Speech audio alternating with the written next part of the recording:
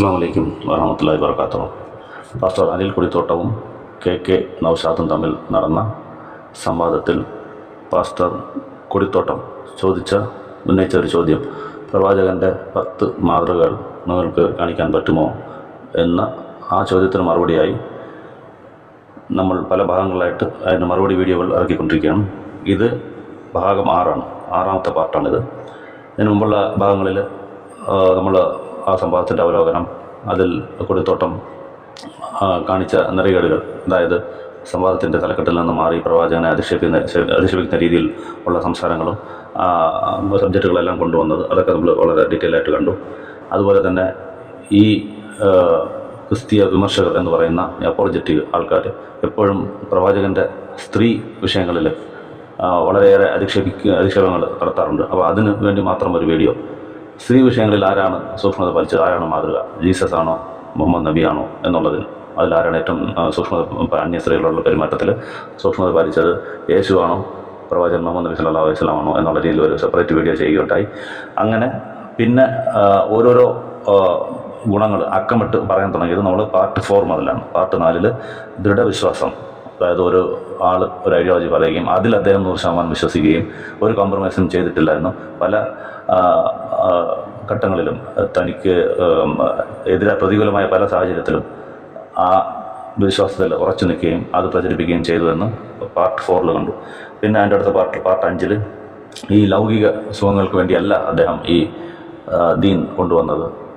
ഒട്ടും തന്നെ ആഗ്രഹിച്ചിരുന്നില്ല. ഒരു സാധാരണ മനുഷ്യൻ ആഗ്രഹിക്കുന്ന കാര്യങ്ങൾ പോലും അദ്ദേഹം ആഗ്രഹിച്ചിരുന്നില്ല. തൻ്റെ സംശുദ്ധമായ ജീവിതം, അദ്ദേഹത്തിൻ്റെ ആഹാരം, അദ്ദേഹത്തിൻ്റെ വീട്, അദ്ദേഹത്തിൻ്റെ വസ്ത്രം, ആഡംബരമില്ലാത്തത്, എത്രത്തോളം കഷ്ടപ്പെട്ട് അദ്ദേഹം ജീവിച്ചു, പൊതുമുതലിൽ നിന്നും ഒരു പൈസ പോലും എടുക്കാതെ എത്രത്തോളം സത്യസന്ധത പാലിച്ചു എന്നുള്ളതെല്ലാം നമ്മൾ പാർട്ട് 5 കണ്ടു. ഇനി ഈ ഭാഗത്ത് പാർട്ട് 6 നമ്മൾ തലക്കെട്ട് ആയിട്ടിട്ടേക്കുന്നത് സൂക്ഷ്മത എന്ന വിഷയത്തിലാണ്. കാരണം സത്യസന്ധത ഒരു ഗുണം അതെല്ലാവരും പാലിക്കും. അപ്പം ആരും നമ്മളായാലും ഒരാളെ പറ്റിക്കുക അല്ലെങ്കിൽ ഒരാളുടെ കാശും മോഷ്ടിക്കുക ഒന്നും ചെയ്യാറില്ല. അപ്പോൾ അതും സത്യസന്ധതയാണ്. പക്ഷെ ഇവിടെ നമ്മൾ കാണിക്കാൻ പോകുന്നത് അതല്ല. ആ സത്യസന്ധതയിലും അതിൻ്റെ അങ്ങേറ്റത്തെ ഡിഗ്രി, വളരെ മൈന്യൂട്ട് സൂക്ഷ്മത, ചെറിയൊരു പാളിച്ച പോലെ ഒരു ഡോട്ടിൽ പോലും സത്യസന്ധതയിൽ ഒരു പ്രശ്നം വരാൻ പാടില്ല. ഒരു സംശയത്തിൻ്റെ നിഴൽ പോലും വരാൻ പാടില്ല. എത്ര റിമോട്ട്, എത്ര ദൂര ചാൻസസ് അതിനകത്ത് നമ്മൾ ആ പറഞ്ഞ കാര്യത്തിൽ നിന്നും വ്യതിചലിക്കാനുണ്ടായാലും അതിൽ നമ്മളെ സൂക്ഷിക്കണം. അത് എല്ലാവർക്കും പറ്റണമെന്നല്ലോ. നമ്മൾ അറിയാതെ ചിലപ്പോൾ ചില കള്ളങ്ങൾ നമ്മൾ പറയാറുണ്ട്.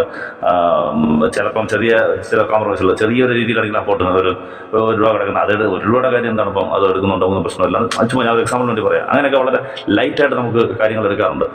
പക്ഷേ ഇതല്ല. പ്രവാചകൻ്റെ ജീവിതം നോക്കിക്കഴിഞ്ഞാൽ അദ്ദേഹം ഒരു കാര്യം പറഞ്ഞിട്ടുണ്ടെങ്കിൽ അതിൻ്റെ അങ്ങേ അറ്റം അദ്ദേഹം അതിൻ്റെ സൂക്ഷ്മത പാലിച്ചിട്ടുണ്ടെന്നുള്ളതാണ്. അതുകൊണ്ടാണ് സൂക്ഷ്മത എന്നുള്ള ഒരു ഹെഡിങ് ഇതിന് കൊടുത്തത്. അപ്പോൾ ആ സൂക്ഷ്മത കാണിച്ച ഒരു 4-5 സംഭവങ്ങളാണ് നമ്മൾ ഈ വീഡിയോയിൽ കാണുന്നത്. നേരത്തെ നമ്മൾ പല വീഡിയോകളും പറഞ്ഞു സക്കാത്ത് പ്രവാചകൻ ഹറാമാണെന്നുള്ളത്. അതിൻ്റെ റെഫറൻസുകളൊന്നും പറഞ്ഞില്ലായിരുന്നു. അതായത് അന്ന് അത് ടോപ്പിക് അല്ലാത്തതുകൊണ്ട് പറഞ്ഞില്ല, ജസ്റ്റ് പറഞ്ഞു പോയതേ ഉള്ളൂ. അത് നിങ്ങൾക്ക് അതിൻ്റെ റെഫറൻസ് വേണമെങ്കിൽ നസയിൽ 2609 2609 നസയിൽ കാണാം. സക്കാത്ത് മുഹമ്മദ് നബിക്കും അദ്ദേഹത്തിൻ്റെ കുടുംബത്തിനും അത് ഹറാമാണ് എന്നുള്ളത്. അപ്പോൾ അതിന് ബേസ് ചെയ്താണ് ബാക്കി സംഭവങ്ങൾ ഇന്ന് പറയാൻ പോകുന്നത്. ഒരു ദിവസം പ്രവാചകൻ നടന്നു പോകുമ്പോൾ റോഡിൽ വഴിയിൽ ഒരു കാരക്ക, ഒരു ഈത്തപ്പഴം കിടക്കുന്നു. അദ്ദേഹത്തിന് നല്ല വിശപ്പുമുണ്ട്. പക്ഷേ ഒരു സംശയം, ഈ കാരക്ക സക്കാത്തിൻ്റെ മുതലിൽ നിന്നാണോ എന്ന് സംശയിച്ചിട്ട് അദ്ദേഹം അത് എടുത്തില്ല. അപ്പം അത് നോക്കണം, വിശപ്പുണ്ട്, ഇത് സക്കാത്തിൽ നിന്നാണെന്നുള്ളതിന് ഒരു ഉറപ്പുമില്ല. പക്ഷേ ഇത് സക്കാത്തിൽ നിന്നാകുമോ എന്നുള്ള ഒരു ഭയം. കാരണം എന്താണെന്ന് വെച്ചാൽ അദ്ദേഹത്തിൻ്റെ വീടും ഈ മദീന പള്ളിയെല്ലാം അടുത്താണ്, വലിയൊരു ഗ്രൗണ്ടാണ്. ഈ സക്കാത്തിൻ്റെ മുതലെല്ലാം അവിടെ കൊണ്ടാണ് കുമ്പറായിട്ട് ഇങ്ങനെ പൊക്കിയിടുക, വലിയ വലിയ കൂനകളായിട്ട് ഇടുക. അവിടുത്തെ ആ വീട്ടിൻ്റെ അപ്പുറത്ത് തന്നെയാണ് ഇതെല്ലാം കൂട്ടിയിടുക. അപ്പം അറിയാതെ 1-2 വീട്ടിനടുത്ത് വന്നു വീണു, തെറിച്ച് വന്ന് വീണു, അല്ലെങ്കിൽ ആരെങ്കിലും കൊണ്ട് ഇട്ടതാണോ അല്ലെങ്കിൽ ട്രാൻസ്പോർട്ട് ചെയ്യുമ്പോൾ വീണതാണോ എന്നുള്ള ഡൗട്ടിൽ അത് ഞാൻ എടുത്ത് കഴിച്ചില്ല എന്ന് പറയുന്നത് കാണാം. അപ്പോൾ ഇതാണ് ഞാൻ പറയുന്നത്, സത്യസന്ധതയ്ക്ക് എല്ലാവരും ഒരു ലിമിറ്റിൽ സത്യസന്ധരാണ്. ഇങ്ങേ അറ്റം അങ്ങ് എക്സ്ട്രീമായിട്ട് വിശപ്പെട്ടായിട്ട് അതെടുത്ത് കഴിക്കുന്നില്ല. ഇത് ഈ റെഫറൻസ് നോക്കണമെങ്കിൽ ബുഖാരിയിൽ 2055 2055. അതുപോലെ മറ്റേ റെഫറൻസ് ബുഖാരിയിൽ തന്നെ 2431 2431. ഇതിനകത്ത് കാണാം, ഇങ്ങനെ സംശയിച്ച് സക്കാത്ത് എടുത്തില്ല എന്നുള്ളത്. അതുപോലെ തന്നെ ഇപ്പോൾ ഞാൻ പറഞ്ഞില്ല, അവിടെ തന്നെ ആയിരിക്കും സക്കാത്ത്, വീടിൻ്റെ ആ കോമ്പൗണ്ടിൽ വലിയൊരു മൈതാനം പോലുള്ള സ്ഥലത്തായിരിക്കും. അപ്പം അദ്ദേഹത്തിൻ്റെ പേരക്കുട്ടി ഹസൻ, ആ പേരക്കുട്ടി അവിടെ കളിച്ചുകൊണ്ടിരിക്കുമ്പോൾ ഈ സക്കാത്തിൽ നിന്ന് പോയിട്ട് ഒരു കാരക്കെടുത്ത് വായിലിട്ടു.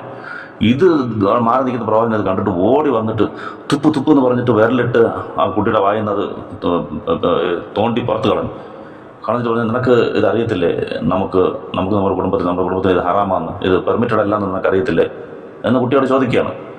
അപ്പോൾ ഒരു കുട്ടി, നമ്മളെന്തായാലും ഒരു കുട്ടിയെല്ലാം അറിയാതെ കഴിച്ചതല്ലേ പോട്ട് എന്ന് വിചാരിക്കുക. അതാണ് ഞാൻ പറഞ്ഞ എക്സ്ട്രീം എൻഡ് എന്ന് ഞാൻ പറഞ്ഞത്. അറിയാതെ എടുത്ത് കഴിച്ചതല്ലേ, അറിയാതെ കഴിക്കുന്നതിന് ഒരു മതത്തിലും തെറ്റില്ല, ഓക്കെ, അത് പെർമിസിബിൾ ആണെന്ന് പറയാം. പക്ഷെ അതുപോലും സംഭവിക്കരുത്, അങ്ങനെ പറ്റരുത്. ആ കുട്ടിയും നാളെ മനസ്സിലാക്കണം. അതിന് വഴക്കുറേ അടിക്കുകയൊന്നും ചെയ്തില്ല, വളരെ സൗമ്യമായിട്ട് നിനക്കറിയത്തില്ലേ എന്നുള്ള ആ ചോദ്യമാണ്. എന്ത് വളരെ സ്നേഹത്തോടെ ആ കുട്ടികളെ എങ്ങനെ നോക്കണം എന്നുള്ളത് അതെല്ലാം സെപ്പറേറ്റ് ടോപ്പിക്കുകളാണ്. വേറെ ഹെഡിങ്ങിൽ സംസാരിക്കേണ്ടതാണ്. എത്രത്തോളം സൗമ്യമായിട്ട് കുട്ടികൾ തെറ്റ് ചെയ്യുമ്പോൾ അതിന് തിരുത്തി എന്ന് പറയുന്നത് അത് സെപ്പറേറ്റ് ഹെഡിങ്ങായിട്ട് സംസാരിക്കേണ്ടതാണ്.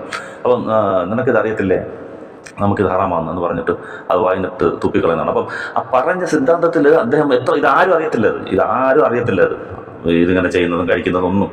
ഇത് അദ്ദേഹം അതിൽ കോറായിട്ട് വിശ്വസിച്ചാൽ മാത്രമേ ഇത് നടക്കുള്ളൂ. എത്ര എക്സ്ട്രീമായിട്ട് ഒരാൾക്ക് സത്യസന്ധത നടക്കണമെങ്കിൽ അദ്ദേഹം അതിൽ 100% വിശ്വസിക്കുന്നത് തീർച്ചയായിട്ടും പ്രവാചകനാണെന്നുള്ളതിൻ്റെ തെളിവുകളാണ് ഇതല്ല. അപ്പോൾ നമ്മൾ ഈ പറയുന്ന കാര്യങ്ങളെല്ലാം അദ്ദേഹം പ്രവാചകനാണ് എന്നുള്ളതിനെ കൂടെ തെളിവും കൂടെ ആയിട്ട് എടുക്കാതെ ഓരോ സംഭവങ്ങളും. ഇനി മറ്റൊരു സംഭവം, ഈ സംഭവം പറയുന്നതിന് മുമ്പ് ഇസ്ലാമിൻ്റെ ഒരു റൂളും കൂടെ മനസ്സിലാക്കണം. ഇപ്പോൾ അടിമ സമ്പ്രദായം, അടിമകളെന്നുണ്ടായിരുന്നു. കാരണം എന്താണെന്ന് വെച്ചാൽ യുദ്ധത്തിൽ അന്ന് ജയിലൊന്നും ഇല്ലാത്തതുകൊണ്ട് യുദ്ധത്തിന് ആൾക്കാർ വരും. അപ്പോൾ അതിൽ തോറ്റു കഴിഞ്ഞാൽ ആ ആൾക്കാരെ പിടിക്കപ്പെടും. പിടിച്ചിട്ട് വന്ന് ജയിലിലിടാൻ പറ്റില്ല, തിരിച്ചുവിടാനും പറ്റില്ല. തിരിച്ചുവിട്ടാൽ പിന്നെയും യുദ്ധത്തിന് വരും. ജയിൽ അങ്ങനെയുള്ള വലിയ ബിൽഡിങ്ങുകളൊക്കെ ഇട്ട് ഇരുമ്പ് കമ്പിയൊക്കെ ഇട്ട് ഇടാനുള്ള ആ സംവിധാനങ്ങളൊന്നും ഇല്ലാത്തതുകൊണ്ട് അപ്പം യുദ്ധത്തിൽ പങ്കെടുത്ത ആൾക്കാർക്ക് ആൾക്കാരെ നോക്കാനുള്ള അവരെ ജോലി അവരെ കൊണ്ടെടുപ്പിക്കാം, പക്ഷേ അവർക്കുള്ള ആഹാരങ്ങളെല്ലാം കൊടുക്കണം എന്നുള്ള രീതിയിൽ അവർക്ക് സ്വാതന്ത്ര്യമില്ല. അങ്ങനെ എന്നുള്ള രീതിയിൽ അടിമ എന്നുള്ള ഇസ്ലാം പറയാറില്ല, വലം കൈ ഉടമപ്പെടുത്തിയവരെന്നാണ് പറയുന്നത്. അടിമ എന്നുള്ള വാക്ക് പോലും ഇസ്ലാം യൂസ് ചെയ്യാറില്ല. അപ്പം അങ്ങനെ എന്നുള്ള രീതിയിൽ ഓരോരുത്തരെ ഏൽപ്പിക്കുന്നു. അങ്ങനെ അടിമകൾ ചിലപ്പം അത് പ്രവാചകൻ അവസാനം അത് കുറേ ഇതൊരു പുണ്യകർമ്മമാണ് അവരെ മോചിപ്പിക്കുന്നതെന്ന് പറഞ്ഞിട്ട് പല സ്റ്റേജുകളിലായിട്ട് അതിനുള്ള പല നയങ്ങളും കൊണ്ടുവന്നിട്ട് അങ്ങനെ ഒരു പുണ്യകർമ്മം എന്നുള്ള രീതിയിൽ അവരെല്ലാം മോചിപ്പിക്കുകയും ചെയ്തിട്ടുള്ളൂ. പിന്നെ അവസാന കാലത്ത് ഒരുപാട് മൊത്തം അടിമകളും മോചിപ്പിക്കപ്പെട്ടു. അപ്പം മോചിപ്പിക്കപ്പെട്ട് കഴിഞ്ഞാൽ ഒരു റൂളുണ്ട്. ആ അടിമ മോചിപ്പിക്കപ്പെട്ട് അദ്ദേഹം പോയി സമ്പാദിച്ചു കഴിഞ്ഞാൽ എന്നിട്ട് സമ്പാദിച്ച കുറച്ച് സ്വത്തുണ്ടെന്ന് വിചാരിക്കുക, അതിന് ആ അടിമ അവകാശമില്ലാതെ മരിച്ചു പോയി കഴിഞ്ഞാൽ അത് ആ പഴയ യജമാനന് ആ സ്വത്ത് ചേരും. ആ അടിമ വേറെ അവകാശമില്ലാതെ മരിച്ചു പോയി കഴിഞ്ഞാൽ നേരത്തെ ആരുടെ അടിമയായിരുന്നോ, ആരാണോ ആ അടിമയുടെ യജമാനൻ, അദ്ദേഹത്തിന് ഈ അടിമയുടെ സ്വത്ത് ചേരുമായിരുന്നു. വെച്ചാൽ ആരുമില്ലല്ലോ, അടിമയ്ക്ക് വേറെ ബന്ധങ്ങളൊന്നും അവിടെ ഇല്ലാത്തതുകൊണ്ട് യജമാനന് ചേരുന്ന റൂളുണ്ട്. അപ്പോൾ ഇത് മനസ്സിൽ വെച്ചേക്കാം. ഇനി ആ സംഭവം നോക്കുക. അബു റാഫി എന്ന് പറഞ്ഞ ഒരു അടിമ ഉണ്ടായിരുന്നു, പ്രവാചകനാൽ മോചിപ്പിക്കപ്പെട്ട ഒരു അടിമ. അപ്പം മൗസൂം ഗോത്രത്തിലെ ഒരാൾ സക്കാത്ത് കളക്ഷന് പോകും. സക്കാത്ത് എന്ന് പറഞ്ഞാൽ ഇപ്പം നമ്മൾ ഇവിടെ നാട്ടിൽ കാണുന്ന കണക്ക് ആൾക്കാരെ വീട്ടിൽ വന്ന് ഭിക്ഷ കൊടുക്കുന്ന പോലെയല്ല. സക്കാത്ത് എന്ന് പറഞ്ഞാൽ ഗവൺമെൻറ് വന്ന് ഓരോ വീട്ടിലും എത്ര സ്വത്തുണ്ടെന്നുള്ള കണക്കിട്ട് അത് അവരങ്ങ് എടുത്തുകൊണ്ട് പോവുകയാണ്. ഇപ്പോൾ 100 ഒട്ടകം ഉണ്ടെങ്കിൽ അതിന് എത്ര കണക്കുന്നുണ്ട്, അത് എടുത്തുകൊണ്ട് പോകും. 100 ആടാണെങ്കിൽ അത്ര ഒട്ടകം, അത്ര ആട് എന്ന് പറഞ്ഞ് കണക്കിട്ട് ഗവൺമെൻറ് അത് എടുത്തുകൊണ്ട് പോയി അവിടെ ബൈത്തുൽ മാൽ അല്ലെങ്കിൽ ആ ട്രഷറിയിൽ സൂക്ഷിച്ചിട്ട് ആവശ്യക്കാർക്ക് അവിടെ നിന്ന് ഡിസ്ട്രിബ്യൂട്ട് ചെയ്യാം. അപ്പോൾ കളക്റ്റീവായിട്ട് മൊത്തത്തിൽ കളക്ട് ചെയ്യുക, മൊത്തമായിട്ട് ഒരു ഡിസ്ട്രിബ്യൂട്ട് ചെയ്യുക. അപ്പോൾ ഒരു സെൻട്രലൈസ്ഡ് സ്ഥലത്ത് നിന്ന് ഡിസ്ട്രിബ്യൂട്ട് ചെയ്യുമ്പോൾ കളക്ട് ചെയ്യുമ്പോൾ കറക്റ്റ് അർഹരായ ആൾക്കാർക്ക് കിട്ടും. ഇന്നിപ്പോൾ ഇവിടെ ഇസ്ലാമിക ഗവൺമെൻറ് ഇല്ലാത്തതുകൊണ്ട് ആൾക്കാർ പല രീതിയിലും ജമാത്തിലും അങ്ങനെയൊക്കെ ഓരോരോ ഓർഗനൈസേഷനായിട്ടാണ് ഇപ്പോൾ നമ്മുടെ നാട്ടിൽ നടന്നുകൊണ്ടിരിക്കുന്നത്. പക്ഷേ ശരിക്കും ഒരു ഇസ്ലാമിക ഗവൺമെൻറ് ഉണ്ടെങ്കിൽ ആ ഗവൺമെൻറ്റാണ് അത് എടുക്കുക, സക്കാത്ത് കളക്ട് ചെയ്തിട്ട് അവരാണ് ഡിസ്ട്രിബ്യൂട്ട് ചെയ്യുക. അപ്പം സക്കാത്ത് കളക്ട് ചെയ്യാൻ പോകുന്ന ആൾക്കും അതിൻ്റെ ഒരു ഷെയർ കിട്ടും, ഒരു പങ്ക് കളക്ട് ചെയ്യുന്നതുകൊണ്ട് ഇതിൻ്റെ ഒരു 3% നിങ്ങൾക്ക് കൊടുക്കുക. ഒരു എന്നൊരു 15 ചില കളക്ട് ചെയ്യണമെങ്കിൽ അതിൻ്റെ ഒരു പെർസെൻറ്റേജ് അവർക്കും കിട്ടും. അപ്പോൾ ഈ മൗസൂം ഗോത്രത്തിലെ ഒരാൾ ഇങ്ങനെ സക്കാത്ത് കളക്ഷന് പോകണം, അത് പ്രവാചകൻ അദ്ദേഹത്തെ ഏൽപ്പിച്ചിട്ടുണ്ട്. അതിന് കൂട്ടിന് വേണ്ടി അദ്ദേഹം ഈ അബു റാഫിയെ വിളിക്കുന്നുണ്ട്. അതായത് ഈ അടിമ, പ്രവാചകൻ്റെ അടിമയായിരുന്ന അബു റാഫി, ഇപ്പം അടിമയല്ല, മോചിപ്പിക്കപ്പെട്ട അടിമ. അപ്പോൾ എൻ്റെ കൂടെ അബു റാഫിയും കൂടെ വരണം കളക്ട് ചെയ്യാം, നിങ്ങൾക്ക് എന്തെങ്കിലുമൊക്കെ കിട്ടും ഇതിനകത്തെന്നുള്ള രീതിയിൽ. അപ്പോൾ അബു റാഫി പറഞ്ഞില്ല, എനിക്ക് ചോദിക്കണം, പ്രവാചകത്ത് ചോദിക്കണം, ഞാൻ വരട്ടെ എന്ന്. അദ്ദേഹം നിങ്ങളെ ഏൽപ്പിച്ചത്, ഇപ്പോൾ ഞാൻ ചോദിക്കട്ടെ എന്ന് പറഞ്ഞിട്ട് പ്രവാചകൻ്റെ അടുത്തൊന്ന് ചോദിക്കുന്നുണ്ട്, ഞാൻ ഇവരുടെ പോട്ടെ എന്ന്. അപ്പോൾ ഇവർ പോകത്തില്ലെന്ന്. അപ്പോൾ ഈ റൂള് മനസ്സിൽ കണ്ടു. അതായത് അഥവാ ഈ അബു റാഫി അവരോട് പോയിട്ട് സക്കാത്തിൻ്റെ ഒരു മുതൽ അബു റാഫിക്ക് കിട്ടിക്കഴിഞ്ഞാൽ നാളെ അബു റാഫി അനന്തരാവകാശം ഇല്ലാതെ മരിച്ചു കഴിഞ്ഞാൽ ആ സ്വത്ത് പ്രവാചകന് വരും.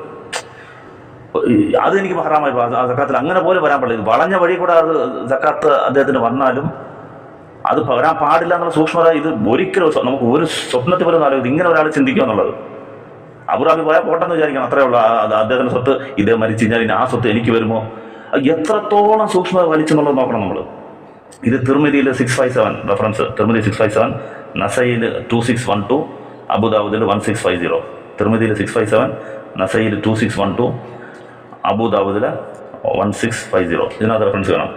ഈ വേറെ വഴി കൂടെ പോലും നമുക്ക് വരാൻ പാടില്ല എന്നുള്ള കർക്കശമായ നിലപാട്, എത്ര വളരെ മൈന്യൂട്ടായിട്ട് ചിന്തിച്ചിട്ട് ഇത് ഇനി പോകാൻ പാടില്ല എന്ന് പറഞ്ഞ സംഭവം.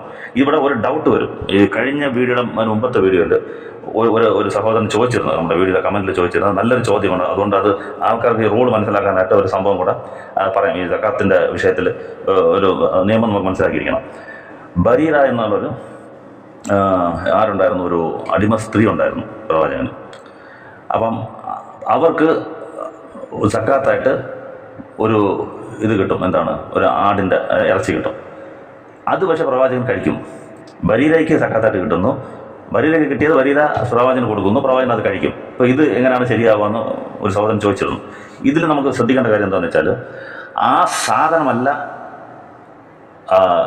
ഹറാം, ആ ഇറച്ചിയുടെ കഷ്ണമോ ഇറച്ചിയല്ല ഹറാം, നമുക്ക് വന്ന വഴിയാണ് നോക്കേണ്ടത്. ബരീരയ്ക്ക് അത് വന്നത് സക്കാത്തായിട്ടാണ്. പക്ഷെ ബരീരയിൽ നിന്നും പ്രവാചകനിലേക്ക് വന്നത് അത് സൗഹൃദം എന്നുള്ള ഒരു ഗിഫ്റ്റ് എന്നുള്ള രീതിയിലാണ്, സൗഹൃദം എന്നുള്ള രീതിയിലാണ് അദ്ദേഹം വന്നത്. ആ ഇറച്ചി ബരീര കൊടുത്തത്. ഉദാഹരണത്തിന് പറയാൻ, പലിശ വാങ്ങിക്കുന്ന ഒരാളുണ്ട്, അയാൾ പലിശ വാങ്ങിച്ചാണ് എല്ലാം ചെയ്യുന്നത്. പക്ഷേ അയാൾ നമുക്കൊരു ചായ മേടിച്ചു തരുന്നു. അങ്ങനെയാണെങ്കിൽ നമ്മൾ പലിശ വാങ്ങിച്ച കുറ്റക്കാരാവില്ല. പലിശ അയാൾക്ക് വന്നതാണ് തെറ്റായ രീതിയിൽ ആ പൈസ വന്നത്. പക്ഷെ അയാൾ നമുക്ക് തരുന്നത് സൗഹൃദം എന്നുള്ള രീതിയിലാണ്. അപ്പോൾ അതുപോലെ അങ്ങനെയാണെങ്കിൽ ഇപ്പോൾ സഹാബാക്കളിൽ ഒരുപാട് പേര് സക്കാത്ത് വാങ്ങിക്കുന്നുണ്ടായിരിക്കും. ഇപ്പോൾ പ്രവാചകൻ അവരുടെ വീട്ടിൽ വിരുന്ന് കഴിക്കാൻ പാടില്ല എന്നാവും. അങ്ങനല്ല, അവർ സൗഹൃദമായിട്ട് വിരുന്ന് തന്നെ ഞാൻ കഴിക്കാം. ഒരു യഹൂദ സ്ത്രീ തന്ന വിരുന്ന് പ്രവാചകൻ പോയി കഴിച്ചിട്ടുണ്ടെന്നറിയാം. അപ്പോൾ യഹൂദന്മാരുടെ മെയിൻ ബിസിനസ് തന്നെ ഈ പലിശയാണ്. അങ്ങനെ പോയി കഴിച്ചുകൂടാന്ന് പറയാൻ പറ്റത്തില്ല. പോയി കഴിഞ്ഞാൽ അവർ നമുക്ക് തരുന്നത് ഗിഫ്റ്റ് ആണെങ്കിൽ ഓക്കെ. പക്ഷെ അബൂ റാഫിയുടെ കേസ് അതല്ല, അത് അനന്തരാവകാശ സ്വത്തായിട്ട് വരുവാണ്. സ്വത്തായിട്ട് തന്നെ അദ്ദേഹത്തിന് വരികയാണ്. അദ്ദേഹത്തിന് സ്വത്തായിട്ട് കിട്ടിയത് ആ സ്വത്തായിട്ട് തന്നെ പ്രവാചകൻ വരണം. അപ്പോൾ അത് പാടില്ല എന്ന് പറഞ്ഞു. പക്ഷേ ഇത് സൗഹൃദമായിട്ട് കിട്ടിക്കഴിഞ്ഞാൽ അത് ഓക്കെ. അപ്പോൾ അബൂ റാഫി വേറെ തെറ്റ് ചെയ്ത് അതിനകത്ത് പ്രവാചകൻ ചായ പിടിച്ചു കൊടുത്താൽ അത് തെറ്റല്ല. സക്കാത്ത് എന്ന നിലയിൽ വന്നു കഴിഞ്ഞാൽ അത് അപ്പോഴും തന്നെ അതിൻ്റെ ഉടമസ്ഥനെ എഴുതപ്പെടുകയാണ്. അപ്പം പിതാവിന് കിട്ടിക്കഴിഞ്ഞാൽ അത് അനന്തരാവകാശം കൊച്ചിനും ആ കുട്ടിക്കും കിട്ടും എന്നപ്പം തന്നെ അത് ആവുകയാണ്. അപ്പോൾ അതുകൊണ്ടാണ് ആ സക്കാത്ത് അബൂ റാഫി കിട്ടിക്കഴിഞ്ഞാൽ അത് എനിക്കും വരും എന്നുള്ളതുകൊണ്ട് അത് തടുത്തത്. പക്ഷേ അതേസമയം ജീവിച്ചിരിക്കുമ്പോൾ അത് ഒരു സൗഹൃദത്തിൻ്റെ അടിസ്ഥാനത്തിൽ സക്കാത്ത് വാങ്ങിക്കുന്നവർ എന്തെങ്കിലും വാങ്ങിച്ചു കൊടുത്തു കഴിഞ്ഞാൽ അത് സക്കാത്തിൽ വരത്തില്ല. നമുക്ക് വന്ന റൂട്ട് മാത്രമാണ് നോക്കുക, അത് ഹലാലാണോ എന്ന് നോക്കുക. നമുക്ക് നല്ല രീതിയിലാണ് ആൾ മേടിച്ചിരുന്നത്, ഇഷ്ടത്തിലാണ് നമുക്ക് മേടിച്ചിരുന്നത്. ചില പലിശ വാങ്ങിച്ചു തന്ന ആളെല്ലാം നമുക്ക് കഴിക്കാം. അപ്പോൾ എത്രയോ നമ്മൾ പോയി വാങ്ങിച്ച് പലയിടത്തു നിന്നും കഴിക്കുന്നുണ്ട്. ഗവൺമെൻറ് നിന്ന് പൈസ മേടിക്കുന്നുണ്ട്. ഗവൺമെൻറ് പല രീതിയിലും കള്ളു വിറ്റും ചാരാൻ വിറ്റൊക്കെയാണ് അവർ കൊണ്ടുവരുന്നത്. അത് നമുക്ക് തെറ്റാവത്തില്ല. അപ്പോൾ ഞാൻ ചെയ്ത ജോലിക്ക് ഗവൺമെൻറ് ശമ്പളം തരുന്നെങ്കിൽ അത് മാത്രമേ നോക്കാവൂ. അപ്പം ആ ഒരു ക്ലാരിഫിക്കേഷൻ കൂടെ അതിനകത്ത് വരുത്താറുണ്ട്. അത് ഒരു സഹോദരൻ ചോദിച്ചിരുന്നു, നല്ലൊരു ചോദ്യമായിരുന്നു. അത് നമ്മുടെ കമൻറ്റിൽ പറഞ്ഞു. എന്നാലും ബാക്കിയുള്ളവർക്ക് ഇത് പ്രയോജനപ്പെടട്ടെ എന്ന് പറഞ്ഞ് ഇതിനകത്ത് കൂടെ പറയാം. അപ്പോൾ ഇതാണ് ആ സക്കാത്ത്. അപ്പോൾ എത്രത്തോളം സൂക്ഷ്മത പാലിച്ചെന്ന് നോക്കുക. ഇനി മറ്റൊരു സംഭവം, പ്രവാചകൻ ഒരു അസർ നമസ്കാരം നിസ്കരിച്ചുകൊണ്ടിരിക്കുകയാണ്. നിസ്കരിച്ച് പെട്ടെന്ന് നിസ്കാരം അവസാനിപ്പിച്ചിട്ട് ബാക്കിൽ നിൽക്കുന്ന ആൾക്കാർ വരിവരിയായിട്ട് അവരെല്ലാം തള്ളി മാറ്റിയിട്ട് ഫാസ്റ്റായിട്ട് വീട്ടിൽ പോയിട്ട് കുറച്ച് നേരം കഴിഞ്ഞ് അപ്പോഴേ തിരിച്ചു വന്നു. അപ്പോൾ ആൾക്കെല്ലാം ഭയങ്കര എൻ്റെ എത്ര സ്പീഡിൽ പോകുന്നതെന്നുള്ളത്. അപ്പോൾ പോയിട്ട് തിരിച്ചു വന്നിട്ട് പറഞ്ഞു, എൻ്റെ വീട്ടിൽ സക്കാത്ത് ഇനത്തിൽ ഒരു സ്വർണ്ണക്കട്ടി, ഒരു സ്വർണ്ണത്തിൻ്റെ ഒരു തുണ്ട് എൻ്റെ വീട്ടിലുണ്ടായിരുന്നു. അത് ഞാൻ മറന്നു പോയാലോ അല്ലെങ്കിൽ താമസിച്ചാലോ മരണമാണെങ്കിൽ വരാമല്ലോ, അതറിയാതെ എൻ്റെ സ്വത്താന്ന് വിചാരിക്കും വീട്ടിലിരുന്ന് കഴിഞ്ഞാൽ. അതുകൊണ്ട് ഞാൻ അത് പെട്ടെന്ന് തന്നെ അതുകൊണ്ട് സക്കാത്തിൽ ബൈത്തുൽ മാലിൽ കൊടുത്തിട്ട് അത് ഡിസ്ട്രിബ്യൂട്ട് ചെയ്യാൻ ഓർഡർ ചെയ്തിട്ട് ഞാൻ വരികയാണ്. അപ്പോൾ ഒന്ന് ആലോചിക്കണം, കുറച്ച് നേരം പോലും ആ ഓർമ്മ വന്നത് അപ്പോഴാണ്. ആ ഓർമ്മ വരുമ്പോൾ അപ്പോഴേ ഓടുവാണ്. ഈ സക്കാത്തിന് മുതൽ എൻ്റെ വീട്ടിലിരിക്കണം, അത് ഞാൻ മരിച്ചു കഴിഞ്ഞാൽ അഥവാ ഈ സമയത്ത് തെറ്റിദ്ധരിച്ച് ഇത് എൻ്റെ സ്വത്താണ് ആൾക്കാരെടുത്ത് ഉപയോഗിക്കുമോ എന്ന് പേടിച്ചിട്ട് അപ്പം തന്നെ പോയി കൊടുത്തിട്ട് അപ്പോഴേ സമാധാനമാകുന്നുള്ളൂ. ഇതൊക്കെ എക്സ്ട്രീമാണിത്. ഇപ്പം അതാണ് ഞാൻ പറഞ്ഞ സത്യസന്ധയുടെ മൂർത്തിമത് ഭാവം എന്ന് പറഞ്ഞാൽ ഇതിനകത്ത് പറയാം. ആ സൂക്ഷ്മത, ഇങ്ങനെ ഒരുപാട് കാര്യങ്ങൾ കാണാം. ഓരോ ചലനങ്ങളും ഓരോ പ്രവാചകന്റെ നടപടികളെല്ലാം ഇതുപോലെ. ഇത് ജസ്റ്റ് സാമ്പിളുകൾ മാത്രമാണ്. അപ്പോൾ എത്ര നമുക്ക് പറഞ്ഞു തീർക്കാനാണ് എന്താണ് പ്രവാചക നന്മകൾ. ഓരോ വിഷയത്തിൽ ഓരോ നമ്മളതാണ് നിങ്ങൾ അവർ ഹദീസ് ചോദിച്ചാൽ അതിനകത്ത് 10 നന്മ കാണാൻ പറ്റും. ഞാൻ പറഞ്ഞതിനകത്ത് എത്രയെല്ലാം നന്മ, ഒരു ഹദീസിൽ തന്നെ എത്ര നന്മകൾ പറയാൻ പറ്റും. സത്യസന്ധത കാണിക്കാം, ആ പറഞ്ഞതിനകത്ത് സൂക്ഷ്മത, എന്താണ് മതം വെച്ച് ചൂഷണം ചെയ്തില്ല എന്നുള്ളത് കാണാം. ആ ചെയ്യുന്ന രീതിയിൽ, പറയുന്ന രീതിയിലുള്ള സൗമ്യത, ഡീസൻസി, എങ്ങനെയാണ് ഉപദേശിക്കുന്നത്, എങ്ങനെയാണ് ആൾക്കാരോട് ഇടപെടുന്നത്, ഇങ്ങനെ ഓരോന്നോരോന്നോരോന്നോരോന്നും ഇതിനകത്ത് കാണാൻ പറ്റും. അപ്പോൾ നമ്മൾ എന്നാലും കുറേ സംഭവങ്ങൾ പറഞ്ഞിട്ട് നമ്മളുടെ റെഡി കിട്ടാണ് ഇത് പറഞ്ഞിട്ടിരിക്കുന്നത്. ഓക്കെ, ഈ സൂക്ഷ്മത എന്നുള്ള പോർഷൻ ഇവിടെ അവസാനിപ്പിക്കുകയാണ്. ഇൻഷാ അല്ലാഹ് അടുത്തടുത്ത ഭാഗങ്ങൾ നമ്മൾ ബാക്കിയുള്ള നന്മകളും കൂടെ നോക്കാം.